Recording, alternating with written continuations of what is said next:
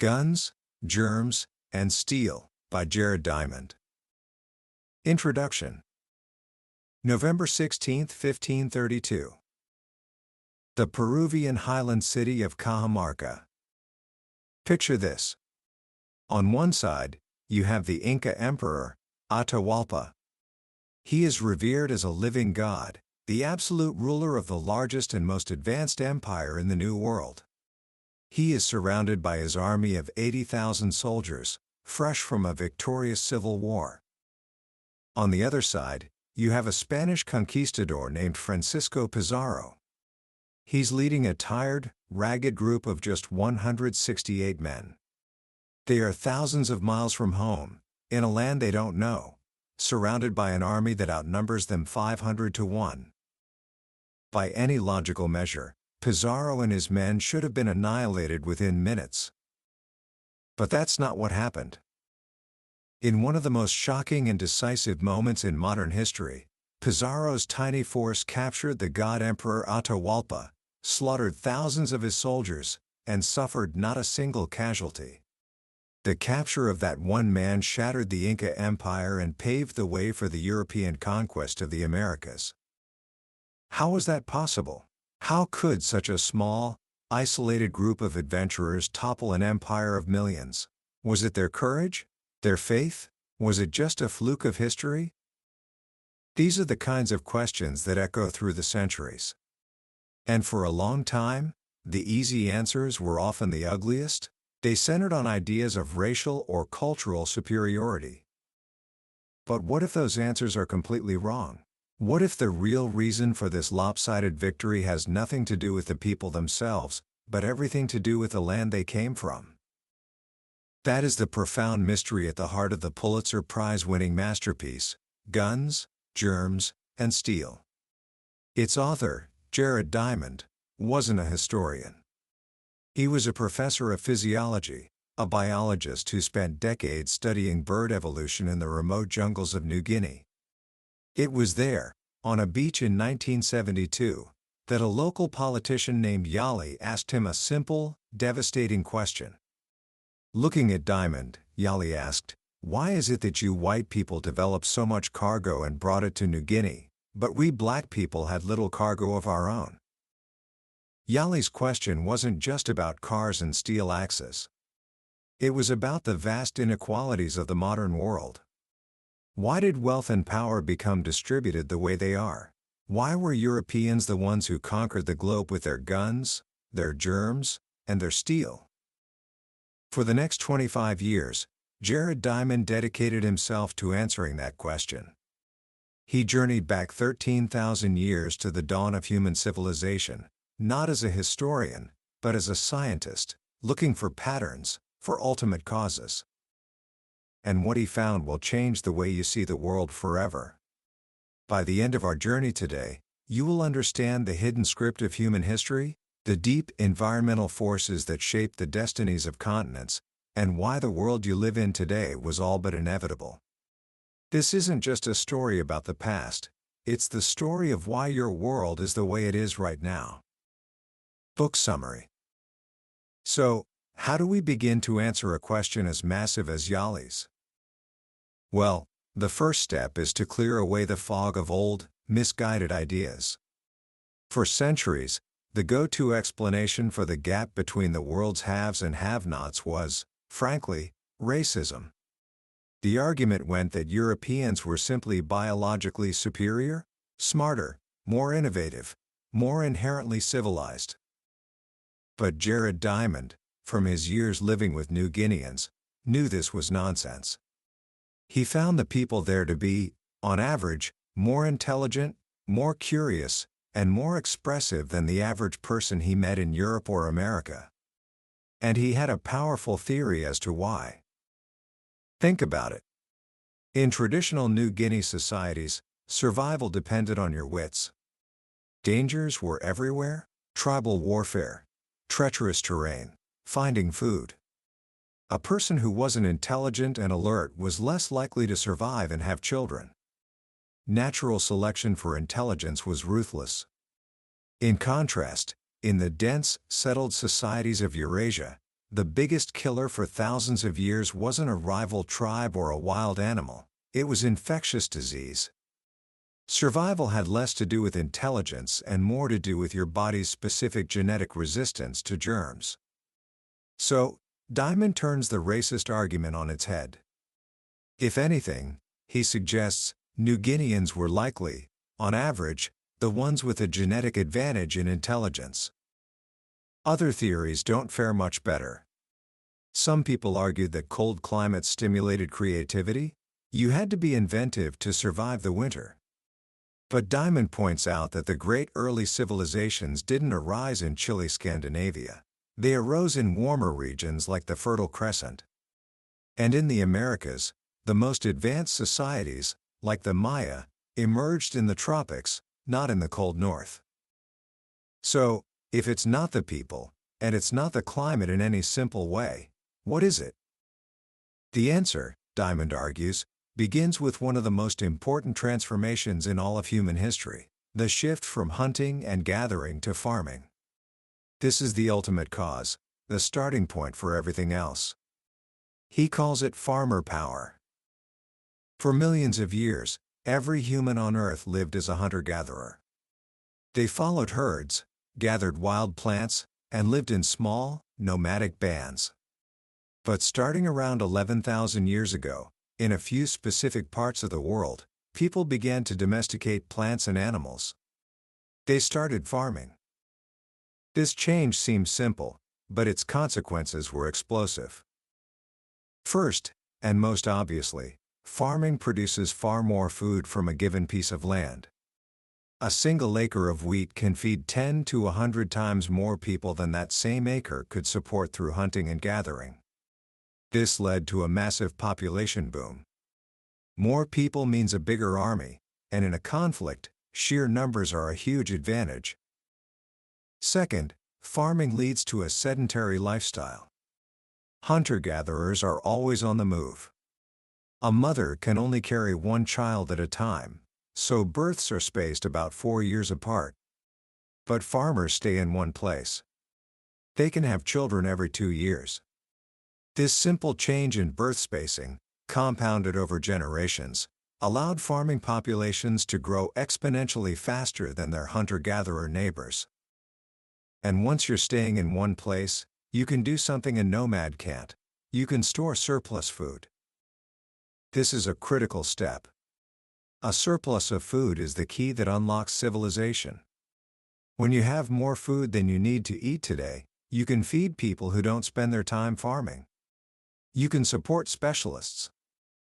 You can have a full-time chief or king to make decisions. You can have priests to create a unifying religion. You can have bureaucrats to organize society. You can have soldiers to wage war.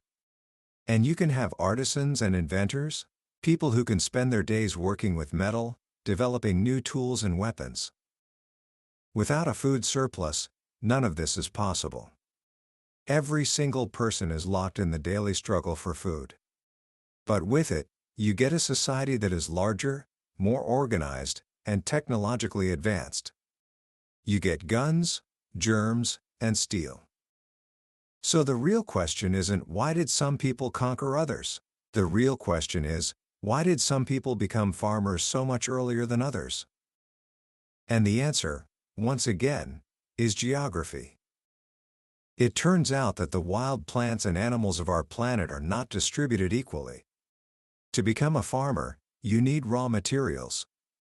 You need domesticable species.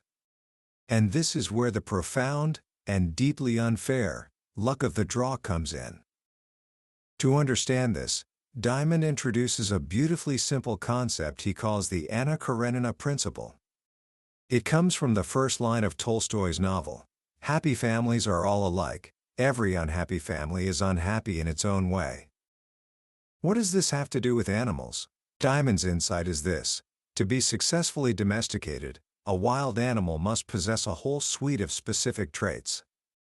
If it fails in even one of these traits, all efforts to domesticate it will fail. In other words, successful domesticates are all alike in possessing these essential qualities. Every undomesticable animal is undomesticable for its own unique reason. So what are these essential traits? There are 6 main ones. 1. Diet. The animal has to be cheap to feed.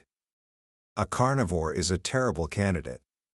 It takes about 10,000 pounds of corn to produce a 1,000-pound cow. To produce a 1,000-pound lion, you'd have to feed it 10,000 pounds of cows, which ate 100,000 pounds of corn. It's just not efficient. This is why all of our major domestic livestock are herbivores. 2. Growth rate. The animal has to grow up quickly. No one wants to wait 15 years for their dinner to reach adulthood. This is why we don't have elephant farms. 3. Problems of captive breeding. Some animals have elaborate courtship rituals that they simply won't perform in captivity. The cheetah, for example, requires a multi-day, multi-male chase over miles of open savanna to trigger ovulation. It's a tough thing to replicate in a zoo. 4. Nasty disposition. This one is obvious. Some animals are just too mean. Grizzly bears are mostly vegetarian and would be a fantastic source of meat if they didn't have a habit of killing their farmers. The African buffalo is another example, unpredictable and incredibly dangerous. And zebras, which seem so much like horses, have a nasty habit of biting and not letting go. They injure more zookeepers in America each year than tigers do. 5. Tendency to panic. Some animals are just too skittish. When you try to enclose them, they panic. Gazelles, for example, will either leap over fences or literally dash their brains out against the walls of their enclosure. You can't hurt an animal that's programmed for instant blind flight. 6. Social structure. This is the most subtle, but perhaps the most important. The best candidates for domestication live in herds, have a well-developed dominance hierarchy, and don't defend exclusive territories. Why? Because humans can then step in and take over the role of the dominant leader. The animals imprint on the human as their leader and are comfortable being herded. Sheep, goats, and cattle all have this social structure. In contrast, most species of deer and antelope are fiercely territorial during breeding season, making them impossible to keep together in a crowded farm. So, when you apply the Anna Karenina principle to the world's large wild mammals, something incredible becomes clear. Of the 148 large, terrestrial, herbivorous mammal species on Earth, only 14 were ever successfully domesticated. And here is the crucial fact: those 14 species were not scattered evenly across the globe. Eurasia had 13 of them. South America had one, the ancestor of the llama and alpaca. North America, Australia, and Sub-Saharan Africa had 0. Think about that for a moment. Eurasia won the geographic lottery. The Fertile Crescent alone was home to the wild ancestors of 4 of the major 5 domestic livestock: goats, sheep, pigs, and cattle. The 5th, the horse, was found just to the north in what is now southern Russia. This single, staggering disparity in the distribution of domesticable animals gave Eurasians a massive head start that would echo for millennia. The story for plants is similar, though a bit more complex. Just as with animals, most wild plants are useless for agriculture. They might be poisonous, low in nutrition, or have tiny seeds. The best candidates are large-seeded annuals, like cereals and pulses, wheat, barley, rice, and peas. Where were these prize plants found? Once again, the Fertile Crescent hit the jackpot. It was home to the wild ancestors of wheat, barley, peas, lentils, and chickpeas, a complete Neolithic starter kit. These plants were highly productive and required very few genetic changes to become ideal crops. For example, wild wheat and barley have a brittle stalk that shatters to disperse its seeds. But occasional mutants have a tough stalk that holds on to its seeds. In the wild, this mutation is a death sentence, The seeds can't get to the ground to sprout. But for a human gatherer, these mutants are a gift.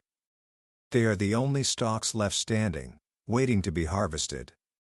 So, when humans started planting seeds, they unconsciously selected for this mutation, and within centuries, had domesticated wheat and barley. In contrast, the America's most important crop, corn, had a much more difficult ancestor, a wild grass called teosinte. Teosinte looks nothing like modern corn. Its cobs are tiny, barely an inch long, and its seeds are locked in rock-hard casings. It took thousands of years of patient, deliberate selection by early Mesoamerican farmers to transform it into the productive crop we know today. This difference in the available raw materials meant that full-scale, productive agriculture developed in the Fertile Crescent thousands of years before it did in the Americas. But having the right plants and animals is only part of the story. The next question is, how easily can farming, and the technologies that come with it, spread? This is where Diamond presents one of his most powerful and elegant ideas: the role of continental axes. Take a look at a world map. The Americas and Africa are arranged along a north-south axis. They are long and relatively narrow. Eurasia, on the other hand, is spread out along an east-west axis. It is short and very wide. Why does this matter? Because places at the same latitude, east or west of each other, share the same length of day and often have similar climates, seasons, and habitats. Crops and animals are adapted to these conditions. A plant domesticated in the Fertile Crescent can be planted in France or India with little modification, because they all lie at roughly the same latitude. And that's exactly what happened. The package of crops and animals from the Fertile Crescent spread rapidly eastward to India and westward across Europe, reaching the Atlantic coast in just a few thousand years. This created a huge, interconnected zone of food production. Now consider the Americas. For corn to spread from its homeland in Mexico northward to what is now the eastern United States, it had to cross thousands of miles of changing latitudes. It had to adapt to different climates, different day lengths, and different seasons. This was a slow, difficult process. It took thousands of years for corn to make that journey. Similarly, the llama, the America's only large domestic mammal, was domesticated in the Andes. But it never reached Mexico. The hot, tropical lowlands of Central America formed an impassable barrier. The same was true in Africa. The crops of the Fertile Crescent spread into Egypt, but were stopped by the tropical climates to the south. The continent's north-south axis acted like a series of walls, slowing down the diffusion of agriculture, technology, and ideas. Eurasia, with its east-west axis, was like a superhighway for diffusion. The Americas and Africa were like a winding mountain road with multiple dead ends. This difference in connectedness had profound consequences. It meant that a good idea, a useful crop, or a powerful technology could spread across Eurasia with relative ease, enriching societies from one end of the continent to the other. In the Americas, societies were far more isolated. The great civilizations of the Andes and Mesoamerica had virtually no contact with each other. They might as well have been on different planets. So now we have all the pieces of the puzzle. We can see how geography set the stage. Eurasia's head start in food production, its wealth of domesticable plants and animals, and its east-west axis created a powerful, self-catalyzing feedback loop. More food meant more people. More people, living in dense, sedentary societies, created the conditions for the evolution of our next major factor, germs. This is what Diamond calls the lethal gift of livestock. Many of humanity's deadliest epidemic diseases, smallpox, measles, influenza, evolved from diseases of the domestic animals we live in close contact with. Measles is closely related to rinderpest, a disease of cattle. Flu has its origins in pigs and ducks. For thousands of years, Eurasians were living in crowded villages, surrounded by their own sewage and their animals. It was a perfect breeding ground for microbes. Over time, Eurasian populations were repeatedly ravaged by these epidemics, and through brutal natural selection, they developed a degree of genetic resistance and immunity. Now, imagine what happened when these Eurasians, carrying this invisible arsenal of germs, first encountered the populations of the Americas. The Native Americans had almost no domestic animals. They had no history of these crowd diseases. They had no immunity. The result was the greatest demographic catastrophe in human history. Smallpox, measles, and influenza swept through the New World, often far ahead of the Europeans themselves. In the century or two after Columbus's arrival, it's estimated that up to 95% of the pre-Columbian population of the Americas was wiped out by Old World diseases. This is what truly cleared the way for the European conquest. It wasn't just the guns and steel, it was the germs. They killed emperors, shattered armies, and broke the morale of the survivors. It was a one-sided biological war, and its outcome was determined by thousands of years of history and geography. The final pieces of the puzzle are writing and technology. Like germs, they were also byproducts of food production. Writing was independently invented only a few times in human history, and in each case, it was in a food-producing society. Why? Because early writing wasn't for poetry, it was for accounting. It was a tool for the state, used by professional scribes to keep track of stored grain, tax revenues, and royal propaganda. These scribes were specialists, fed by the surplus food grown by farmers. Hunter-gatherer societies had no need for such a system, and no way to support it. And because of Eurasia's east-west axis, writing systems could spread and be adapted by neighboring societies. The alphabet, invented once in the Near East, spread all the way from Ireland to Indonesia. In the Americas, the brilliant writing systems of Mesoamerica never reached the Andes or the Mississippi Valley. Technology follows the same pattern. A sedentary food-producing society allows for the accumulation of possessions and the support of craft specialists. You can't be a nomadic blacksmith.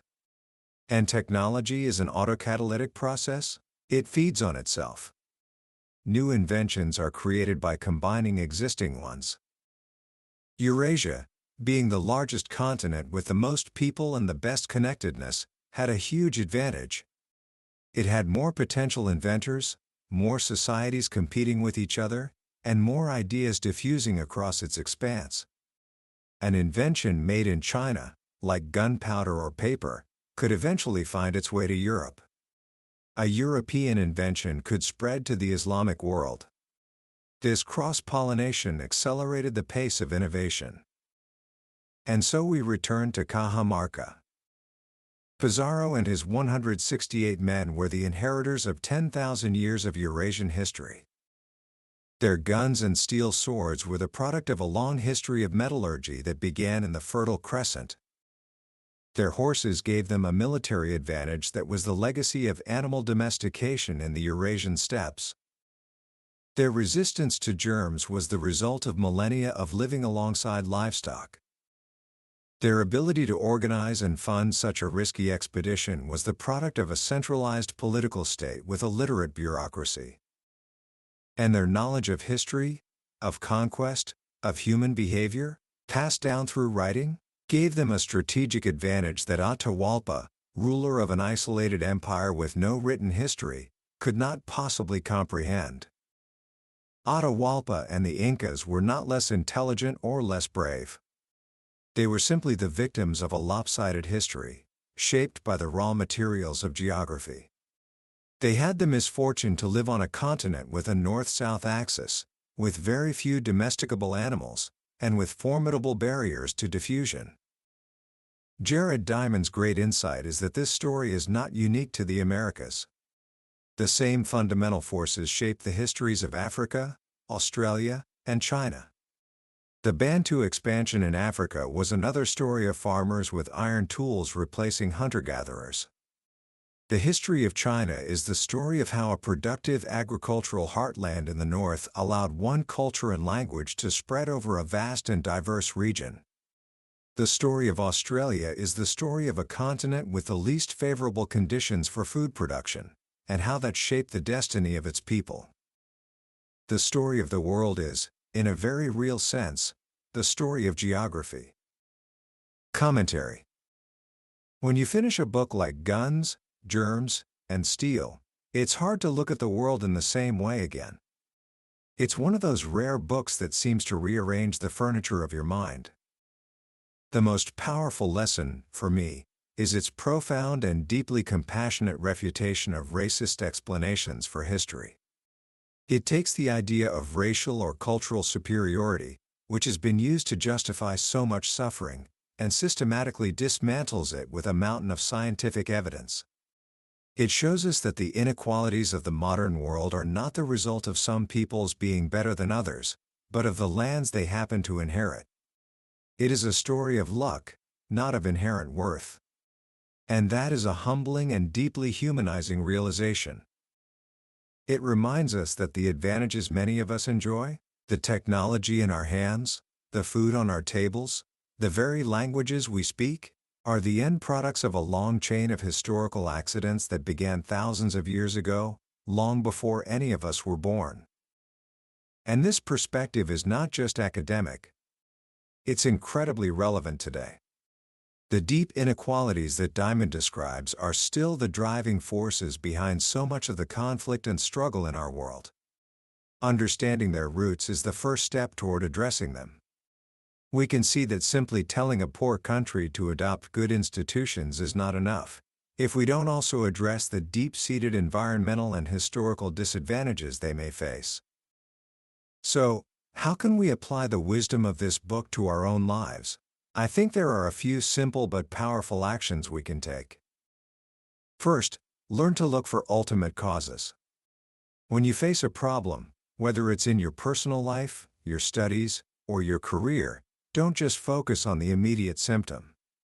Ask why again and again, until you get to the root of the issue. Diamond teaches us that the most powerful solutions come from understanding the deep, underlying structures of a problem, not just its surface appearance. Second, cultivate an appreciation for your own geographic luck. Recognize the unearned advantages in your life, the family you were born into, the country you live in, the education you have access to. This isn't about feeling guilty, it's about fostering a sense of gratitude and empathy. It's about understanding that your success is built on a foundation that you did not create alone. And finally, embrace the power of diffusion. Diamond shows that innovation almost never happens in a vacuum. It comes from the cross-pollination of ideas. So, be curious. Seek out ideas from different fields, different cultures, and different people. The most creative solutions often come from connecting things that no one else thought to connect. In the end, Guns, Germs, and Steel is more than just a history of the world.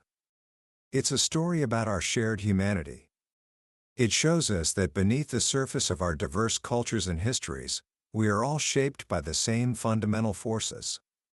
We are all players on the same global stage, dealt different hands by the lottery of geography. And by understanding the rules of that ancient game, we can perhaps learn to play it a little more wisely, and a little more compassionately, in the future. That was a summary of Guns, Germs, and Steel by Jared Diamond. We've certainly covered a lot of ground today, but I'll be honest with you, a summary can only ever be a map. The real treasure is in exploring the territory yourself. The true power of this book lies in the quiet moments of reading, when a particular story or a simple, elegant idea clicks into place and changes your perspective forever. This summary is meant to be a starting point, to help you see if this intellectual journey is one you want to take. If anything we've discussed today has sparked your curiosity, I truly encourage you to pick up a copy. Reading it isn't just about learning facts, It's an experience that can genuinely reshape how you view your place in the grand story of humanity. A link to the book is in the description below. Also, if you found this journey valuable, please take a moment to click that like button and subscribe to the channel. It lets me know that these deep dives are making a difference, and it ensures you won't miss our next exploration into another life-changing book from the billionaire's bookshelf. Let's keep growing together.